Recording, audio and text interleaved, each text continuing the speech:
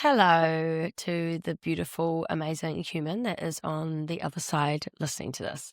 I wanted to start a little bit more of a personal share on the potty. I want to do a bit more of a behind the scenes of my life, what I'm navigating right now, the things that are coming up for me, what's working, what's not, where I'm pivoting. Yeah, because I do share a lot on social media, but there's also a lot of things that I don't share or that there's actually not enough time in the day to share all of these things. So I thought it would be a good idea to bring it to you in a bit of a potty ep, and this is going to be a lot more raw and organic. I'm not going to edit these at all, so there may be times where I pause longer than usual.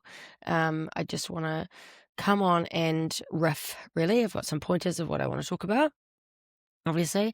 So let's just get right into it. I want to touch first on dating, on the minimal dating scene. No, before I went to Bali in October, I had been on one date in nearly a whole year. Andre and I had separated in August the year prior. I've only dated one person since my separation. We dated for 3 months, and we still sometimes see each other. We're still good friends, but just wanted different things. So, yeah, the dating scene was extremely dismal for a long time. And then when I was over in Bali, one of the girls actually, she kind of hooked me up with somebody, thinking that we would like be a really good match, and like on paper we were for sure. So we were chatting a lot while I was overseas, and literally the day that I got back we went out for coffee together, and he was like 90% there. Like, I've been manifesting my person for a very, very long time, and I know exactly what I want, and I'm never going to settle for anything that is less than 100%. Like, I will wait for the next 10 years. There's how many fucking people are in this world? Billions. My person is out there. Like, the person that has the values that I want, how they want to treat me, like, he is out there. And I know that he's really close. That's kind of the point of why I'm touching on this. So he was like 90% there, amazing career. Yeah, but just really, he was a beautiful person. He had gone through a bit of a spiritual awakening. He was, his life was set up, and that's what I'm looking for. Like, I ain't here to drag someone through life again, which is something that I did for a long time, and I just won't do that again. The other person that is going to be my person, they've got to be well established and be on their own journey and have done all their own shit, because I'm not here to try and, make someone reach for their goals and their dreams. They've got to be on their own journey, because that's where I'm at. So that's what I'm calling it. Anyway, he was very much that. But initially, so when we met, we both kind of had the realization that we just weren't attracted to each other, which was fine. The date was great. I went home and I was like, yeah, okay. And then I went on another date a few weeks ago now, and he was great as well. I drove down to Matakana. He lived in Auckland. He had older kids. Again, very well established, like very emotionally intelligent.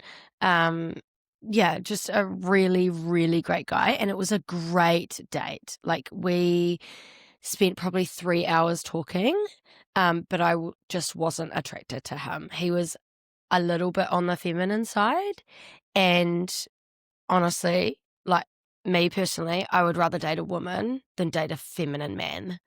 I'm very attracted to quite a masculine, like, provider type man, and he just wasn't that. I did ask for us to be friends, but he felt a very strong connection toward me, and he actually gave me a pash on the date, which was really fucking unexpected. So, like, we hugged when he left, and he gave me like a peck, and I was like, okay, that's fine. Like, I'm comfortable with that. That's all good. And then I was like going to leave, and he just like grabbed my face and just pashed me, and I was like, oh my fucking God, that's a lot. That's a lot for a first date. When you're like not that attracted to someone, I was like, I probably would have asked first, like if I was the male, like, are you okay if I kiss you? Which he did not. And he sent me a voice note pretty much straight away, like saying how he felt such a strong connection and that, just the energy was so beautiful. And it was. It really was. We had a really beautiful connection, but mine was more like, I would see you as a gay best friend. And he did not want that. I didn't tell him that, by the way, and I fucking hope he's not listening. You're a beautiful man if you are. Just not my cup of tea. So it was all very positive, though, like considering I hadn't been on a date for so long and then I was starting to date, it felt really good because that was something that I wanted to do, was just to start dating. So I wasn't like regretting any of these dates. They were great. And then I matched with this guy on Hinge. I deleted Hinge after that, I think. And then I got back on randomly. And I actually got on...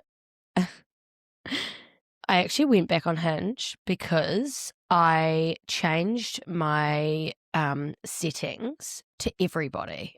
So like men, women, I don't tap into the non-binary chat, sorry guys, but male and female is what I changed it to, because I've been with women in the past, which is not something that I've spoken about like at all on here, but I've definitely been with women in the past prior to Joey.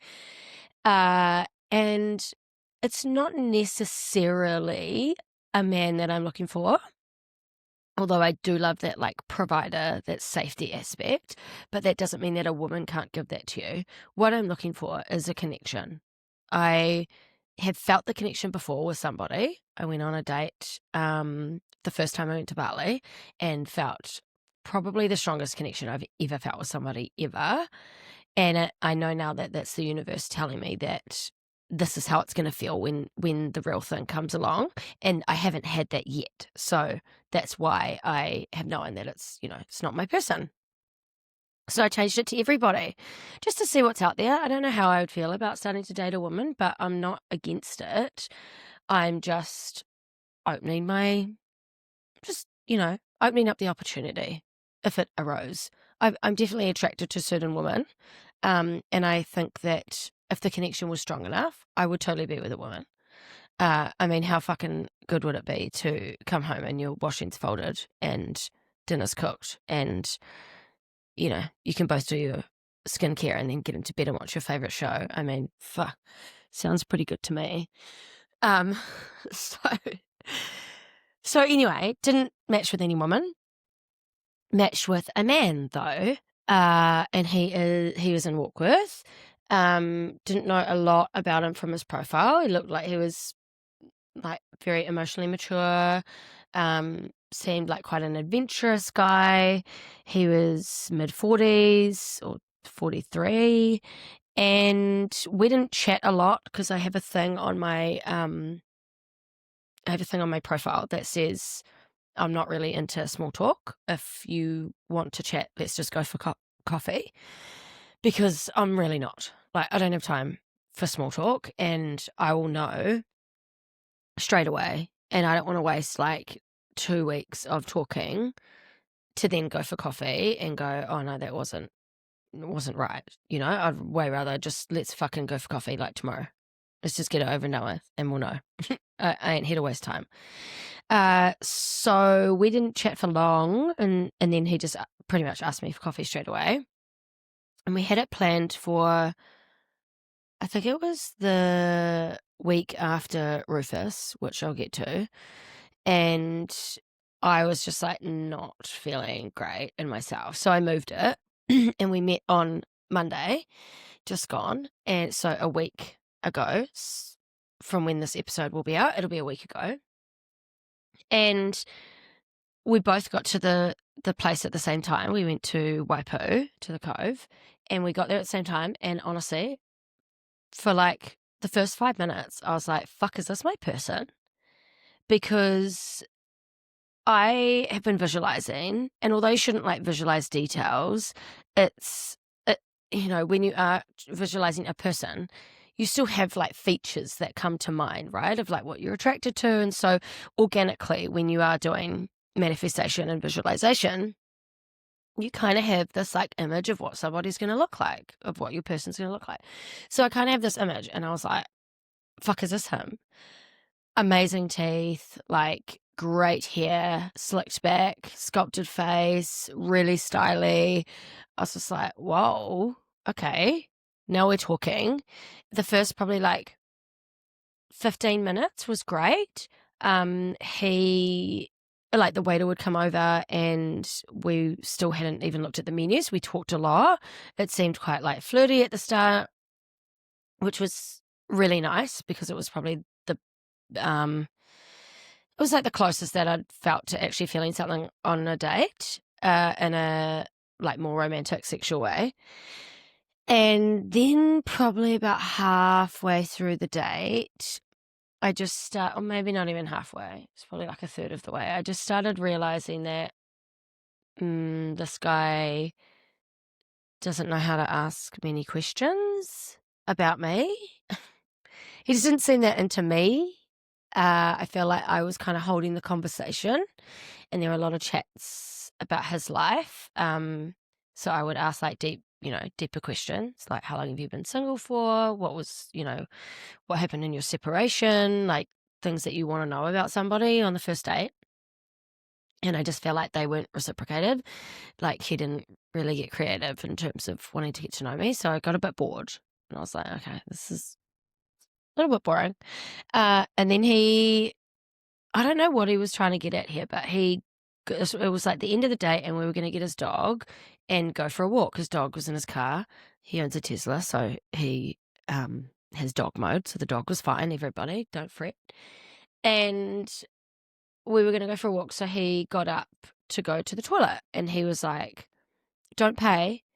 He was like, or do we go halves? Oh, no, that's right. I asked you on the date, so I should probably pay. Motherfucker, you should pay anyway. I'm sorry. If a guy does not pay for a date pay the bill on the first date, I'm out.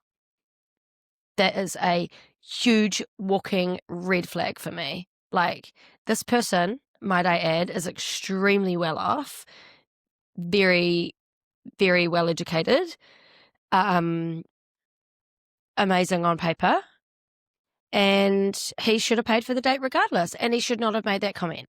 So I was quite put off by that. Yeah, that's a huge red flag, and I think it should be for any single woman, personally. If the guy is not paying on the first date, I would be worried, because a woman needs a provider, and I'm not saying that a male needs to be the breadwinner or, hold all the finances. Like, I'm a successful woman, I know how to take care of myself, but paying on the first date it's a sense of showing like safety and protection. Like, I will look after you. And if they don't, and they ask you to split the bill, sorry, see you later. Yeah, sweet, I'll pay, but I'll never see you again. That's just me. So yeah, that's about me on the dating scene. Just kind of cruising. I'm not back on Hinge or anything. I know that my person is extremely close, because all of these dates have been like, all these people have honestly been like 90 to 95% there. Like, everything was on paper about this person was amazing, other than just those few things that I just mentioned. And that's the universe going, are you going to give into that? Like, are you going to settle for this? Are you going to, that it's only 90%, 90-ish% there. So are you going to like pursue this? By the way, I messaged him when I got home and said I got home safely. And he said, yeah, it was really nice to meet you. And I said, yeah, it was so lovely. Haven't heard a thing, which is fine. I knew he wasn't my person, but I just thought out of respect, I would have got a message like the next day, maybe. So yeah, now I'm just cruising. something else that I wanted to touch on was where I've been at since coming back from Bali has been like this very fucking confusing time in my life. Like, I opened 2 businesses this year, physical businesses, all while trying to run my coaching business as well, which I wasn't really offering a lot, but I was working with a few one-on-ones here and there. I didn't have the capacity for it. Still doing a little bit of breath work, that sort of thing. And one of those businesses is now closed at the moment, but we're hoping that it will be sold in the new year. Fingers crossed, and it will be going to a place that's pretty amazing. So that's exciting, and that's all that I've ever wanted, is for that space to be made into something incredible. So yeah, so I created these 2 businesses. I went away in October to run a private retreat, and while I was over there, I had this like realization that I just haven't been fucking doing the work. Like, I haven't been doing the mindset work. I was doing so much stuff with my body and like business, but I just wasn't looking after my mind as much. And I felt quite scattered, and I felt like it was quite a hard thing to do on my own. Even though it was a private retreat with only 2 people, I still felt like it would have been nice to be doing it with another facilitator, because I was traveling alone, and it was just this real big realization of like, fuck, I do so many things alone. I parent alone, I do businesses alone, I travel alone. Like, it's a lot. It got a lot, and it kind of all came to a head when I was over there. And also, I just want to add, like, I haven't made a connection with somebody, maybe once, but it didn't like carry on to a connection or a friendship or anything. But I've made like one connection with somebody in Bali that like continued us talking or whatever. Like, it's just a different world over there. It's, you've kind of got to be like in a hostel or going to run clubs. I didn't have time to go to any run clubs, so that was dumb. But people are fucking rude, like real rude. Like, how in New Zealand you walk down the street and you say hi to every fucking person, pretty much. Like, no, I'm not talking about like in a city or anything, but like, say you're going for a walk at the beach and someone walks past you, you go, hey, how's it going? Hey, yeah. Like, that's just what you do as Kiwis. Or like, you wave at people, or, when you make eye contact with somebody, you both smile. Like, it ain't like that over there at all. It is quite the opposite.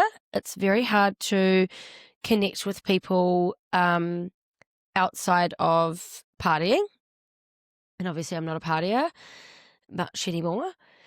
So that it's quite hard when I go over there. I find that the locals are who I connect with the most. Wait staff, like taxi drivers, my driver who I get all the time, Yasa, he's incredible. And like, those are the people that make me feel really good about myself and make me want to go back. And I really enjoy that side of it, but I never really like made strong connections. So all of this came to a head. I came home and I was like, I cannot fucking go back to working how I was, like working really long hours at a desk.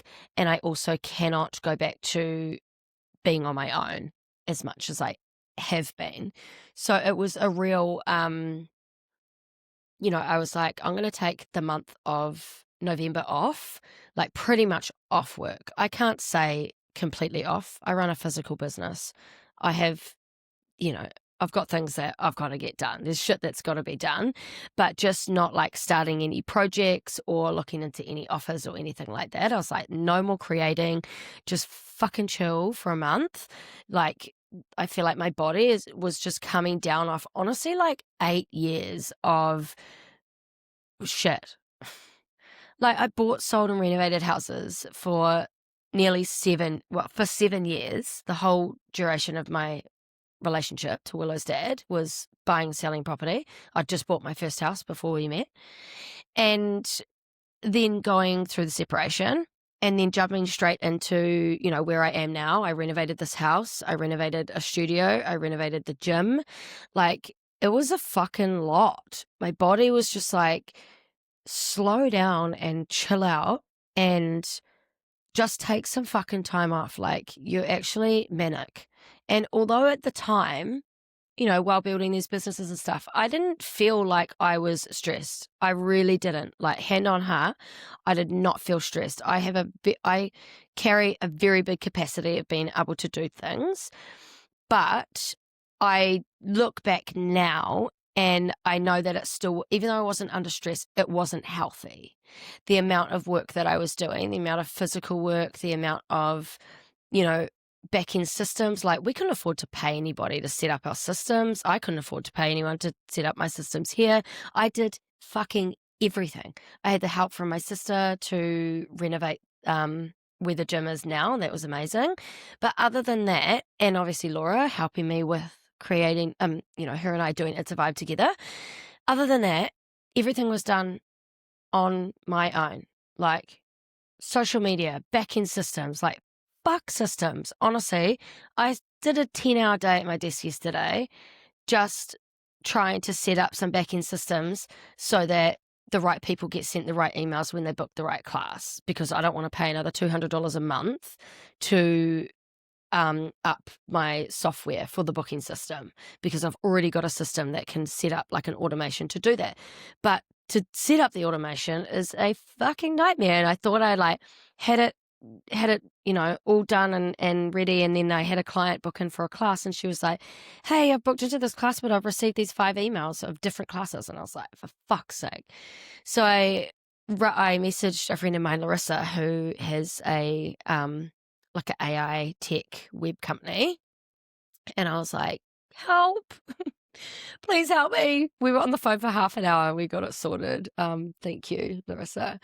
So anyway, I went on a little bit of a tangent there. Where was I before? Oh yeah, fuck systems. So I was doing pretty much everything on my own, and my body was just like, my body and my mind, after seeing like the transformation in the woman from the retreat, I was just like, I need to fucking do this work. I need to chill out. I need to take some time off. I need to look back at, what are my values? What do I want? What have I achieved? What do I want to achieve? Like, what does next year look like? All of these things. I was also, and this is a very long-winded way of getting to what the whole point is in this. So last year, I was working with a coach. This is all around coaching as to why I'm getting to this point. Last year, I was working with a coach, and she was great, and she was great for what I needed at the time. But after a while, I just started to not align with her, which was really unfortunate, because at the start of this year, I'd invested over $4,000 to work with her for 12 months. And it just started feeling not right. I found out that she wasn't paying someone who did work for her, and that was just a straight no, a bit of an ick for me. So I then started working with another coach, and you're probably going to call me a bit of a coach whore here, but I feel like you've really got to find your person, and you've got to, you need a coach for different stages at different times in your life for different things, right? So I started working with another coach, and that was great. Learned a lot, but I just don't think she was the right coach for me, and that her methods were the right method for my business. All my engagement went down. I'd hired a virtual assistant in this time to do the content for me. It felt very AI heavy, very perfectionist heavy, and I just wasn't into it. It just wasn't something that I was loving, and clearly no one else was either, because the views were shit. So then I'd been following the beautiful Hannah at Socially Sands, who is a client of my best friend Laura. And I was just like, this chick's a fucking vibe. Like, she is so cool. And just very raw and real and organic and authentic. And I was like, this is so nice because there's nothing like perfect about it. She's not curating carousels on Canva. Like, it's just not that. It's messy and it's raw and yeah. I'd been very attracted to her content for a long time. And then she had a deal over Black Friday, and it was the first time that you could jump into her container on a monthly basis. And it was like 300 and, I don't know, it was nearly 400 New Zealand dollars. And I was like, fuck, I'd spent this time being in such a confused state after I got back from Bali. I was like, I don't even know what the fuck I'm doing. I just need to take this time off. I don't know what I want my businesses to look like. I'm not really enjoying my business, like the coaching side of things. It came out wrong. I love working with women. The sales side of it or the strategy side of it felt really fucking icky for me, where I was just like, this just doesn't feel right, like at all. It just didn't feel right. And so, sorry, I lost my train of thought there. Oh, so yeah, started talking to Han and I was like, okay, I'm just going to do this for a month and see what happens, see what comes out of it. Like, maybe I'll get some clarity because right now I'm really fucking confused. I don't know. I'd never ever felt that confused in my life. I'd never gone, fuck, I don't know what my next steps are. I've always known what my next steps are. Always known. And for like a few weeks there, I was like, I don't even fucking know. Like, finances are hard. The Wellness Haven does okay. It covers costs, but it's not, I'm not earning a wage from it. The villa's doing okay, but it's not peak season right now. So there's not a lot of return on that. Like, things are tough, So I was like, fuck it, I'm going to invest this $400 with her and just see what happens. And oh my God, she's just changing my life. Like, the way that she looks at content is just incredible. And like, I think I really relate to her because she's a very spiritual being and she preaches manifestation and visualization and taking care of yourself and your well-being, but she's also like, get the fucking work done. Like, if you want results like she has, she's built a $1 million business or over $1 million business in 2 years. If you want results like she has, you got to put in the fucking work. And I was like, shit, I've got to get back to work. Like, there's no plan B for me. This is it. I want to work with women. I want to help people. I want to create content. I'm good at it. I love it.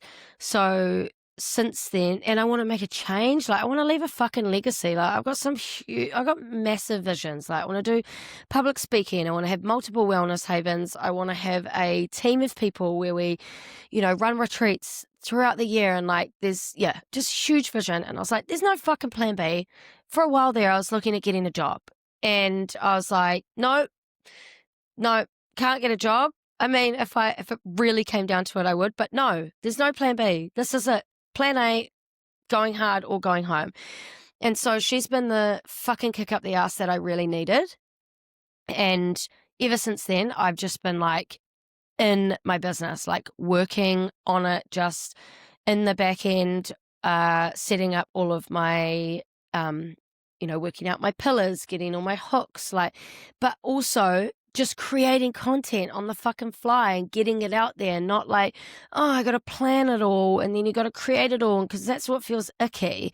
I did a challenge with her for 7 days, and we had to do a different, we had to film something different. She gave us a prompt every day, and fuck, it felt good. Like, it literally took me like barely any time to do most of them. The engagement was great. It was really raw, organic, like nothing that was like trying to be perfect or done on Canva or like, it was just great. And so if you've come to me, if you're following this because you follow me on social media, then you will see that there's going to be a big shift in my content. There's going to be a lot more, just raw, a lot more raw content, a lot more messy. Like, I'm not scared to get messy, and I'm just going to be posting a fuckload to reach a shitload of people, to help a lot of people, to get my brand out there, to get myself out there. I've branched out now into UGC, so I'm doing user-generated content. So I am creating content for other businesses now. Get at me if that's what you need. Which is real fun, like kind of in the earlier stages of it, but I put my portfolios together. I've got a travel accommodation portfolio and then a more of like a lifestyle portfolio. I will not work with brands that I do not believe in, or I will not work with products that I do not believe in. There's just absolutely no way. So I got a job the other day for some creatine gummies, and I was like, I'll only accept this job if you send me the ingredient list. There's no way I'm putting these in my body if they're filled with shit. And they're not. They're genuinely not. I looked hard into it. So yeah, that's really exciting. That's feeling really good. Just creating fucking content, getting myself out there, like reaching more people. We've got, I've got Expand Experience coming up next year, which I've got a, pretty big goal of the amount of people that I want in there. It's going to be fucking life transforming. Like, honestly, what is going to be taught in this is what I taught the girls over the 5 days of the retreat. One of them has since put an offer in on the property that was in her visualization. She'd never seen this house before. Like, I took them through lots of visualization and breath work and meditation and, getting clear on what their vision is. And we did heaps of workshops. And so in one of her visualizations, she had this house that she wanted them to buy. And she got home, and I shit you not, within it was like 5 days, she went to this open home. There was people at the open home, other people interested. They put in an offer. The offer got accepted, and they still have to sell their house. So these people, for some reason, just really wanted them to have it. So they're in the process right now of trying to sell their property to buy this house. But just seeing the change in them was fucking amazing. And that's where Expand was birthed. I came home and I was like, I need to make this a thing. This is just got to be my signature program. This has got to be out there and change as many lives as possible, because it's exactly what I needed 5 years ago. And it's what is fucking helping change. This work is changing so many people's lives. And I know that this 8-week container is going to be just off the fucking charts. It's going to be amazing. And I'm really excited for any of the women that, come into my space. And it's super fucking affordable. I think the weekly plan is $60 something a week. Fuck, you probably paid more than that on a phone. This is the thing too, is you've got to take action. If you want change, something has to change. You have to change, your surroundings have to change, your environment has to change. You can't fucking go about your day or your life doing the same things expecting there to be change in your life. There's just no way. Just like I can't go back to, only working 2 hours in a day and expecting huge results. It's just not going to happen. It ain't going to just fall on my lap. The universe doesn't just walk around with a silver platter. Unfortunately, it doesn't work like that. You have to take action. The universe is always pushing you to make a move on whatever the thing is that you want.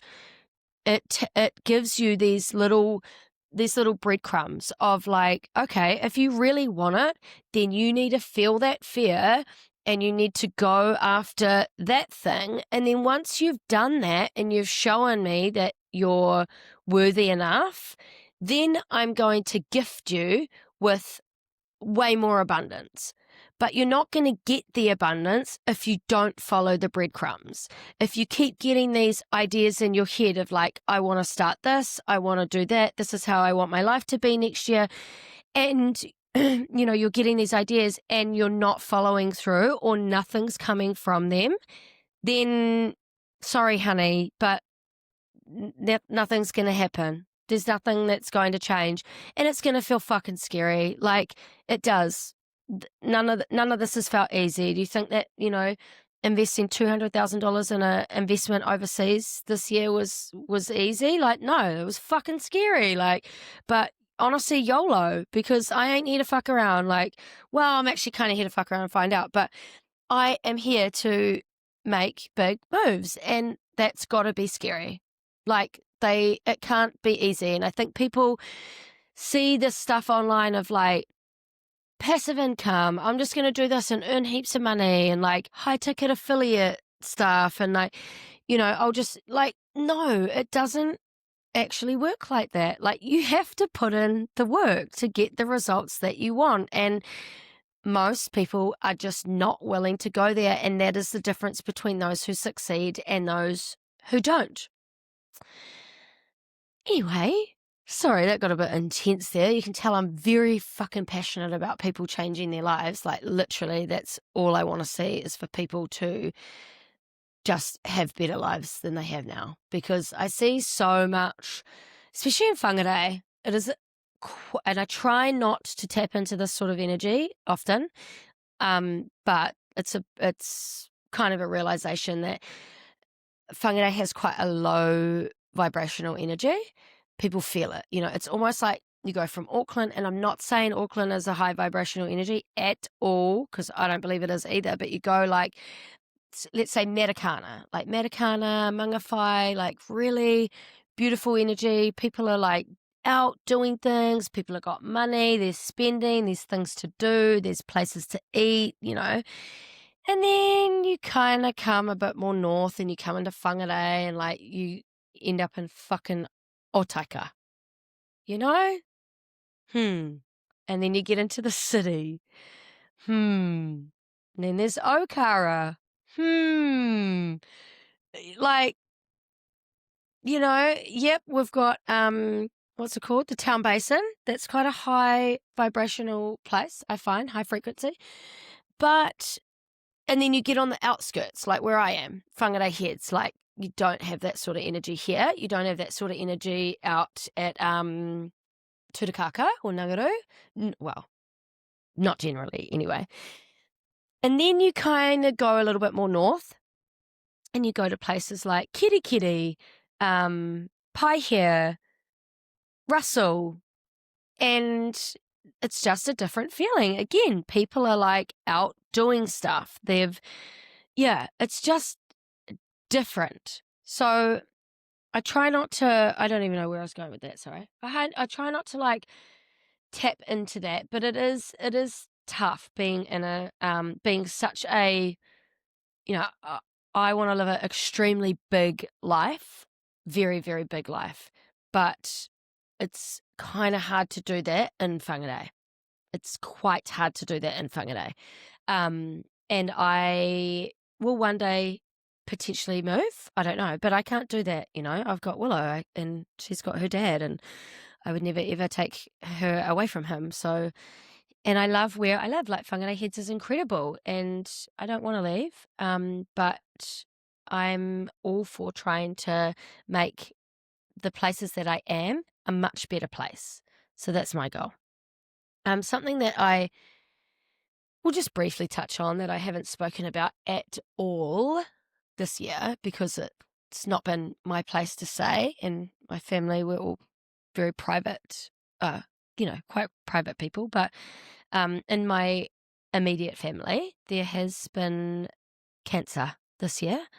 I was in Fiji actually with Willow when I got a phone call about, someone in my family that had a brain tumor. So for the past, like, what are we now? December, like 8-9 months, been navigating that, which is something that there's not a lot that I don't talk about on my social media, but just out of respect, I haven't done that. So been navigating that. And although I haven't been the one that has, brunted the really hard parts of that, like the extremely fucking hard parts of that, it's still affected me and my family in many, many ways. And I just want to touch on that, because you just don't know what anybody is going through. And what you see on social media is not real life, generally. You know, I try and share the raw and the real and the vulnerable, but you just have no idea what else that person could be going through, because there's something that they don't want to talk about, you know, or that they can't talk about, or that it doesn't feel right to talk about. So coming into this, you know, Christmas season, and just be fucking kind. Just be really nice. Like, we have no idea what somebody's going through. Like, you know, you might see a stressed out salesperson in a store, or like, don't treat them like you're better than them, or like they are less than you. Don't treat anybody like they are less than you, actually. Like, it's, yeah, we've got to stop putting people on, or putting ourselves even like on a pedestal, and just start looking after each other, and, you know, seeing every human being as a fucking human being, not, you know, what their title is, or not what their job, you know, not what they're doing for a job, like the trolley boy, or like whatever. Like, fucking treat everybody with kindness, unless they're like absolute cunts. And yeah, then you've kind of got the right to not. Because I also believe in the fact that the customer is not always right. Like, if you're just an absolute asshole for no reason, like you're a dick. So you don't have to be kind back to someone that is being an absolute dick. But as my best friend would say, kill them with kindness. If you're listening, Laura, always got you in the back of my head. Just kill them with kindness, which is really fucking hard for me, because I'm such a like, yeah, I'm pretty full on when it comes to that sort of thing. Anyway, be kind. I've thoroughly enjoyed this episode. This will be a monthly thing. Thank you for listening. I also really want to hear how you're finding the potty. Like, if you've been here from the start and you've listened into every episode, or just some episodes, or maybe this is the first episode, like, let me know what you think. Let me know what your takeaways are. Like, entrepreneurship is fucking lonely. You know, like, we do this, you know, we create content by ourselves. Unless you can afford to have a big team, which I can't. Most entrepreneurs starting out like me spend a lot of time on their own. So tell them how you're helping them. Tell them how, you know, what your takeaway was. Like, tell them what you thought of the episode. Go and write a review. Share it to a friend. Like, you've got no idea how much this helps the potty, helps get it out there, helps get my vision out there, helps get my, you know, my ethos, everything that I stand for, like all of the things that I want to do and help in this world. I've got fucking so much that I want to do in this world. Like, my life is going to be so fucking huge, and all I want to do is help. But you can help me by sharing, liking, commenting, messaging me, all the things. Okay. Have an amazing, it'll be Monday by the time this comes out.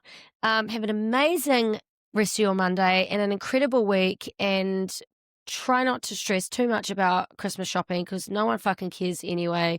Just go and enjoy the time with your family, because that's all we're doing this year. Going to the beach, making a ham, some buns and salad, and that's us. And I cannot fucking wait. Thank you. I love you all. Goodbye.